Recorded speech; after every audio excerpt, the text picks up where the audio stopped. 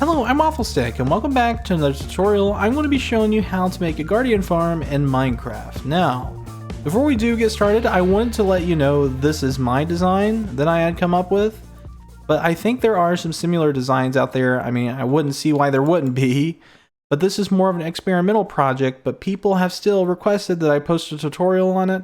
So just do know that it does have some efficiency problems.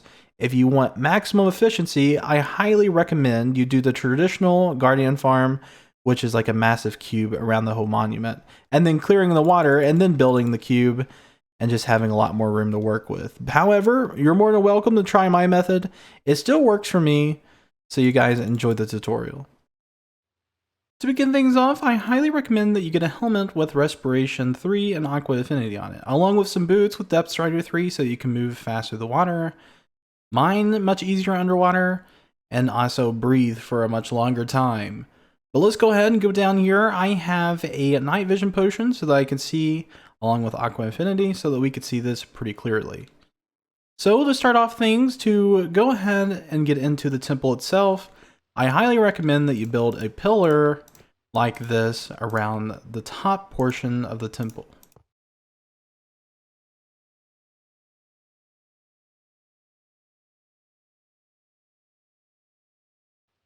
Now that we have the structure in place, we can clear out this water with a sponge once you have gotten it. But I'm just doing this for the tutorial so that you guys could see what it looks like without the water. We go inside, and in the first room up here, you're going to run into this fellow right here. This is an Elder Guardian. He is quite vicious. I highly recommend that you use some protection armor, protection 4, bring some gapples, do all of that stuff, but I'm not going to go too much in depth in this. Now that we do have this room, we need to defeat the Elder Guardian and start clearing out the water by placing sponges like this. Of course, you could do it first, but you're going to have this Elder Guardian flapping about. I really, really hope that you kill him first because it becomes much easier. But in the first room, you don't really have to go through any certain method to get rid of this water. Just placing it randomly where the water sources are usually works. Now I have cleared out this room first because I'm a creative, but before you do this, you'll have to go through the temple and find some sponges which generate in rooms like this. Usually you can find about a half a stack that have generated in here. Collect those, bring those back up, get a furnace, and smelt them to the dry state again, and start clearing out the water from the top to the bottom. But do remember, there are 2 more Elder Guardians in each wing of the Ocean Monument, right here. So in this wing, we see a tail of one, and also on this side as well, there will be an Elder Guardian waiting for you when you clear out the area. So just keep that in mind. Now you should be at the point where you're going through the temple and you have some sponges in hand. By taking some temporary blocks, netherrack works really well because it's easily mined. You can go ahead and block off other rooms like this, and then put in sponges to clear out the area. So taking out these water sources from the top to the bottom is the easiest thing to do. You can even create small pockets of walls so that you could take smaller pockets of water out until you get it all cleared up. Right now, I'm doing it a little bit more inefficiently, but doing it from the top going to the bottom is the easiest way to do it. Now our temple has been fully cleared of water. Let's go ahead and break down the walls and also some of the floors that go up to the top layers. Now don't worry so much about lighting unless it drives you insane. Bring some torches with you because hostile mobs like zombies and such will not spawn in the Ocean Monument. Only guardians will, so you're pretty safe down here as long as you get the water cleared out. We have fully cleared out the temple. It's looking pretty nice in here. We have all the walls and the upper floors out. Let's go ahead and begin building the farm. I normally like to use this area where we came in at to start the actual temple itself. So from here, we will be putting a row of blocks on the outer edge beginning here.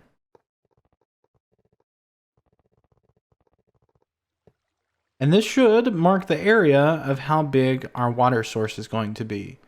Starting from the top, we have these sea lanterns in a pattern. In the block above it, I usually count it. It should be 4 all the way to this block. And we want to add 6 more blocks to that on each side.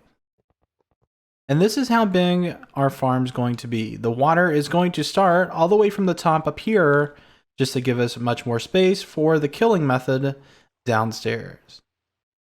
Now I am going to be making windows for a more decorative method. I had thought this would be cool just so that we could see the inside of the farm, but you could do solid blocks if you'd like. But for now, I'm just going to be using glass to cover up these walls. Our glass walls are in place. Be sure that there are solid blocks above your guardian farm, otherwise they will not spawn as often as you would like them to. Spawn rates become very inefficient when you do have that open to the sky. There is a 95% fail rate for the attempts of spawn, so just make sure to do that. Next objective is to place down a bunch of fenced gates. Now normally people ask me, why do you use fenced gates instead of signs? Well, there's less lag, they can stack easier, it's just more efficient overall when you're building this thing. If you want to use signs, that is totally up to you, but I highly recommend the fence gates because, well, it's just much easier in the long run. You just got to place a layer of blocks and then break them once you have them placed. The most tedious part is putting in the fence gates. Just do a layer at a time and make sure to open the fence gates. Face them in the same direction to give it a good aesthetic. And you want to continue this all the way to the end over here, to this wall. So just do each roll and open it up as you go. It just makes things much easier for you. With our fence gates in place, I usually like to go down about 2 blocks right here and then make the bottom floor right here. So just break those blocks so you have a guideline and begin right there. Bring this all the way over just like this big cube here. With the floor complete, make sure to bring this out a single block and have 4 like this, so that matches up in the center and it can go into our killing trap. So when we go back in here, we're going to be placing an infinite water source along this back wall, and be sure to dip this down about 7 blocks away so that the water will continue its stream. So doing this like that, it should continue all the way down to our trap. From here, we're going to be placing some signs so that we can block this like so. And now our killing trap is pretty much ready there. From here, we're going to go ahead and take some of these fence gates and place them along like so. And now you just need to open those up. From here, we're going to be taking a water bucket and placing a source there and also here. So it should run into the system like this. Down here, you want 4 blocks from this level to that level at the bottom. And then you want to go ahead and go down here. Take some signs so that we'll have a placement for your lava, which is going to be about right here. And now you should have a space to put your lava, so that will be the trap. And whenever they go into the lava, they will be thrown into a hopper system that's going to a chest system. So putting a double chest here, or however many chests you'd like with some hoppers above it. But I'm just going to be using 1 double chest for the simplicity of it, and you can connect them like that. Take some glass and place it in like this so that you can still open your chest, and they will be killed right in front of you, and now you have your trap system in place. Next objective is to make the spawning chamber. From up here, you want to go ahead and place blocks all along the sea lantern layer so that you have a couple of blocks above that.